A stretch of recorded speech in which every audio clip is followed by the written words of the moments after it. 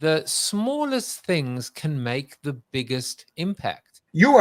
That's a bullseye observation, because what it reveals is the falsity of a particular belief that we have, the belief in proportionality, that in order to get big change, we need to institute big kinds of operations to produce that change.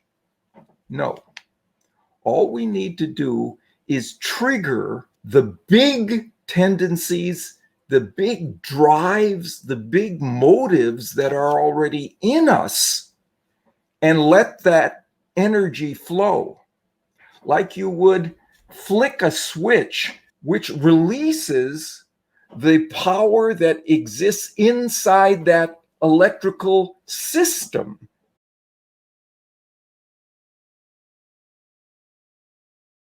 "10 years ago, I didn't even know what a speaker was. It wasn't something I was interested in. It wasn't anything I knew anything about. But, I've been a touring singer-songwriter for 15 years, and I would always tell stories at my shows. That was just, people would come for the songs, but they would also come just as much for the stories and the in-between part of the experience. I realized that you flipped the script. Before, you were performing an entire set with the in-betweens were the little vignettes, the little stories. You flipped it completely on its head. Now you're telling stories, and the in-betweens are the 2 or 3 songs. It's like The Simpsons. The Simpsons was born from the Tracy Ullman show. Exactly like that. So you flipped the switch, you reversed the roles, and the result was pure magic.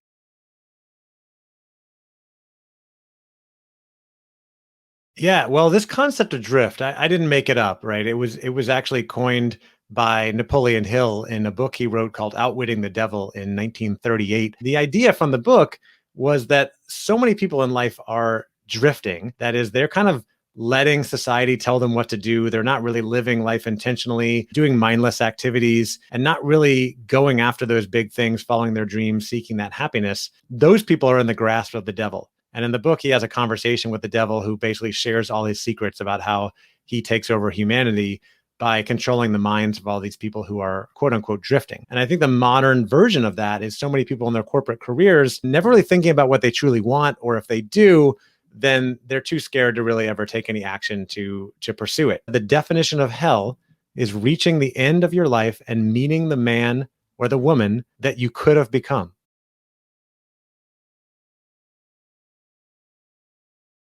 I call it the black hole of negotiation. You come up with a number, and then it's like they get sucked into the black hole because you never hear from them again. What happened to them? Where do they go? I guess there's a new term for it, which is ghosting. I suspect it has a lot to do with ego. Maybe they are insulted, but what usually prompts it is actually a lack of action. You could be putting out a proposal that says, here's the total package. Let me know your thoughts. And this is a really big mistake that I see often happening is how do you end your proposal making stage, whether it's via email or phone and so on. I don't love doing negotiations over email. In fact, I discourage them because there is an opportunity for them to drop off the face of the earth. If you're doing it on the phone, they're not necessarily going to go radio silent or hang up on you. So you have the opportunity to get some live instant feedback.